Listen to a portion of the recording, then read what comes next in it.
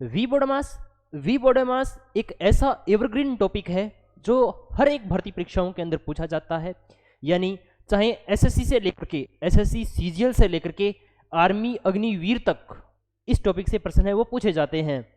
और किसी किसी एग्जाम में, यानी जो वनडे एग्जाम होता है उसके अंदर तो 2-2 प्रश्न भी पूछे जाते हैं।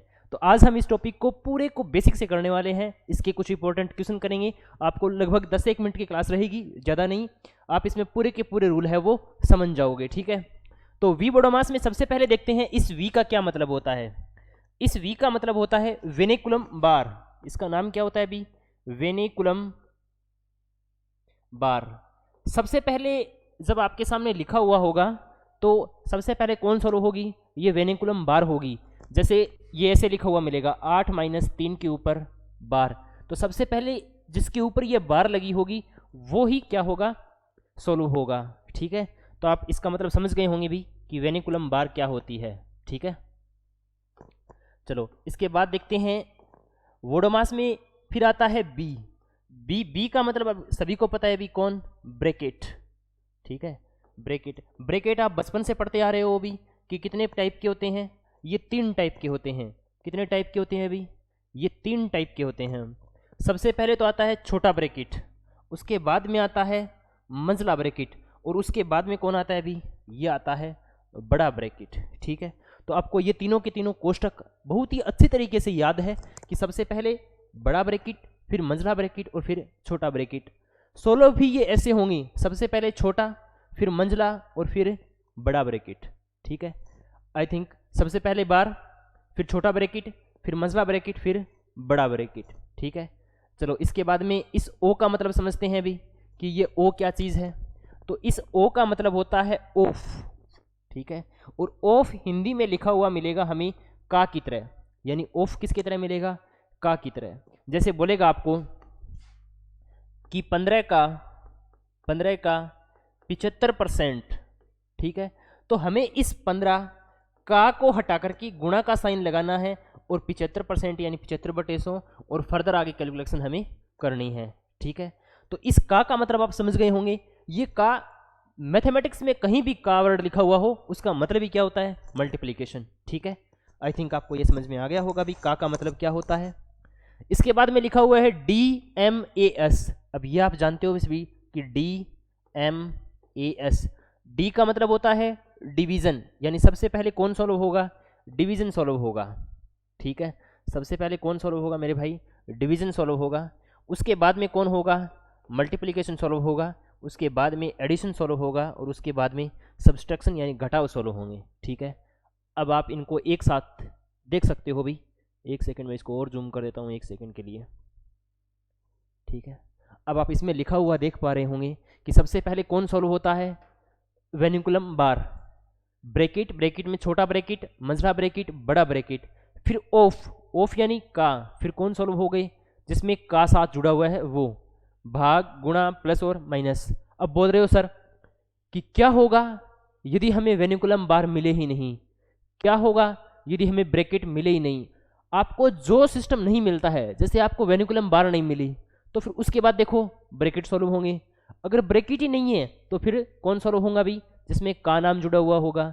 अगर का ही नहीं है फिर डिवीजन, मल्टीपल और एडिशन और सब्सट्रैक्शन। अब मान लो किसी में एडिशन और सब्सट्रैक्शन है तो सबसे पहले एडिशन होगा फिर सब्सट्रैक्शन होगा। मान लो किसी में मल्टीप्लिकेशन और जोड़ का निशान और घटाव का निशान है तो सबसे पहले कौन सॉल्व होगा? गुणा का निशान सॉल्व होगा, ठीक है। आया कुछ समझ में? चलो कुछ सवाल करते हैं जिससे आपको क्या हो, थोड़ी सी बेसिक है वो समझ बन जाए, ठीक है। चलो जैसे देखो ये सवाल लिखा हुआ है, इस सवाल में कहीं ब्रैकेट नहीं है, ठीक है, लेकिन जोड़ हैं, घटाव हैं, गुणा हैं, भाग हैं, यही है। तो वी बॉडी मास का रूल यदि आपको थोड़ा सा याद हुआ है तो सबसे पहले कौन सॉल्व होगा भी? सबसे पहले डिवीजन सॉल्व होगा, फिर मल्टीप्लिकेशन सॉल्व होगा, फिर जोड़ सॉल्व होगा और फिर कौन होगा? घटाव। तो सबसे पहले डिवीजन को सॉल्व करो। देखो 7 प्लस में 7 का 7 में डिवाइड करेंगे कितना आएगा? 1, प्लस में 7 × 7 - 7। अब देखो यहाँ पर प्लस, यहाँ पर प्लस, यहाँ पर मल्टीप्लाई, यहाँ पर माइनस, तो फिर कौन सॉल्व होगा? मल्टीप्लाई। तो यहाँ पर मल्टीप्लाई को सॉल्व कर दो भाई, ठीक है। यानी 7 प्लस में 1 प्लस में 7 7 जा 49 और माइनस का 7। अब उसके बाद में प्लस और माइनस में है ना, ये रूल तो ये कहता है कि सबसे पहले प्लस को सॉल्व करो, लेकिन मैं कहता हूं जब प्लस और माइनस हो ना तो आपको जैसा सूटेबल लगे ना उसको सॉल्व कर लो, कोई फर्क नहीं पड़ने वाला है। जैसे देखो मैं यहां पर माइनस के 7 को प्लस के 7 से कैंसिल आउट कर दूंगा, यहां पर कितना बचेगा 49 और 1 50, ये डायरेक्ट सॉल्व हो गया। ठीक है, आई बात है समझ में कि सबसे पहले डिवीजन सॉल्व होगा, फिर मल्टीप्लाई सॉल्व होगा, और फिर जोड़ और फिर घटाव। जोड़ और घटाव आप अपनी मर्जी से सॉल्व कर सकते हो। चलिए इसी पर आधारित एक आधे सवाल और देखते हैं भी। ठीक है, जैसे ये लिखा हुआ है, अब इसके अंदर ब्रैकेट लगा हुआ है, तो सबसे पहले कौन सॉल्व होगा ब्रैकेट, तो 3 प्लस में 4 इंटू में 9 माइनस में 2, 9 माइनस में 2 कितने हो गए अभी 7। अब देखो ब्रैकेट सॉल्व अभी तक नहीं हुआ है, ब्रैकेट हटेगा, जब भी ब्रैकेट हटेगा तब क्या आएगा गुणा का निशान आएगा, यानी 4 गुणा में 7, 7 4 जा 28, यानी 7 चौके कितने हो गए 28, 28 और 3 कितने हो गए 31, यानी 31। ठीक है, इस तरीके से हम इसको बहुत ही मतलब बिल्कुल बेसिक लेवल से हैं वो सॉल्व कर सकते हैं। ठीक है, अब जैसे ये वाला सवाल है, अब खासकर इसमें तब प्रॉब्लम आती है जब हमें क्या दिए गए हों, ऑप्शन दिए गए हों। ऑप्शन दिए गए हों तो भी और भी ज़्यादा कठिन हो जाता है, क्योंकि तब हमारे 2 उत्तर आ रहे होते हैं। ठीक है, और 2 उत्तर आ रहे हैं तभी आपको पता है सबसे पहले कौन सॉल्व होगा भाग, तो भाग को सॉल्व करो कि 40 माइनस 40 में 4 का भाग दिए कितने आएंगे 10, गुणा में कितना 2, 40 माइनस 10 को 2 से कराएंगे 20, 40 में से 20 घटाओगे 20, ऑप्शन नंबर कौन सा 20 ही होगा। अब कुछ क्या करते हैं ज़्यादा इंटेलिजेंट बन जाते हैं। ठीक है, 40 में 4 का भाग दिया 10 आ गए, फिर 10 घटाएंगे 30, 30 दूनी 60, ऑप्शन में नहीं है। आपको प्रोसेस से जाना है, यानी फॉर्मूले से के तहत जाओगे तो सवाल गलत है वो नहीं होगा। ठीक है, आगे वाला सवाल देखिए, जैसे ये वाला सवाल है। ठीक है, अब इसमें भाग भी है, पावर भी है, ब्रैकेट भी है, भाग भी है और प्लस भी है, तो हमें सबसे पहले किसको सोल्व करना होगा पावर को सोल्व करना होगा। ठीक है, तो सबसे पहले पावर को सोल्व करेंगे तो 2 2 जा 4 डिवाइड 2 2 प्लस 2 डिवाइड बाई 2। अब देखो मैंने क्या बताया था ब्रैकेट, ब्रैकेट पहले सोल्व करना होगा। पावर का तो क्या है, चाहे इसको बाद में मान लो या कभी मान लो, चलो ये मैं पावर को नहीं करता, सबसे पहले ब्रैकेट को सोल्व करता। तो पावर ऑटोमेटिक 2 की पावर 2 कितनी है 4 है, ये ऑटोमेटिक है, जरूरी नहीं है। अब देखो सबसे पहले ब्रैकेट को सोल्व करेंगे तो 4 भाग में 2 दूनी 4 प्लस 2 भाग में कितना 2, 4 में 4 का भाग देंगे कितना आएगा 1, प्लस 2 में 2 का भाग देंगे कितना आएगा 1, 1 और 1 कितने हो गए मेरे भाई 2 हो गए। यही क्या है बोडोमास का रूल है।